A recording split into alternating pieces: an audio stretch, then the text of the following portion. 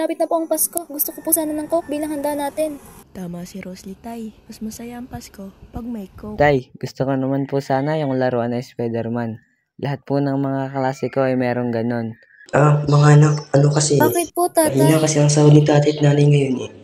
Baka hindi ko kayo mabigyan ng papasko. Pero pangako ko sa inyo, babawi ako sa inyo kapag sumahod ulit ako. Okay po.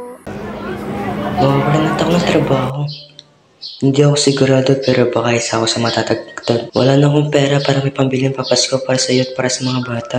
Walang kaso sa akin, mahal. Para sa akin, mas mahalaga magkakasama tayo sa araw ng Pasko. Kahit pandesal at isda lang, panghanda natin. Oo naman. Kahit pandesal at isda lang handa natin.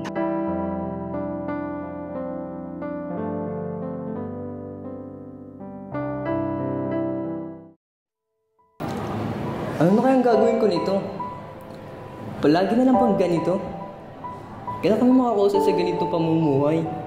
Ay, Pasko na bukas pero wala pa rin akong maipapasko sa aking mga anak. Kung sa tutusin, yun lamang kailang hinihiling. Simpleng bagay lang hindi ko mabili.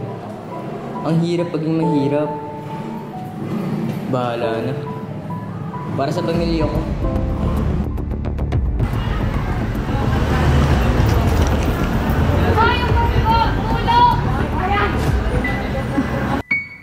Ano yun?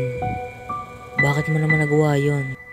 Boss, hindi ko na po alam ang gagawin ko. May hiniling ang mga anak ko. Katingting lamang iyon para sa mayayaman tulad nyo.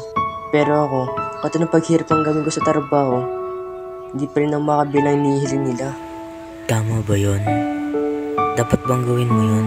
Sa tingin mo, mas tuwa ba ang mga anak mo kapag nalaman nilang ginawa mo yun? Alam kong mali ang aking ginawa. Hindi ko na kasi talaga alam ang gagawin ko.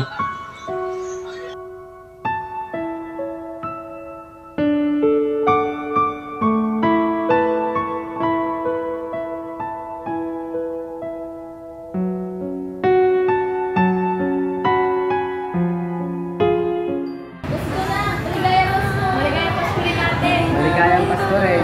Sana may... Wow, may panisa na tayo ang kape. Yan po ba ang handa natin? Oo, mga anak. Ito ang handa natin ang Pasko. Dito si tatay. Wow!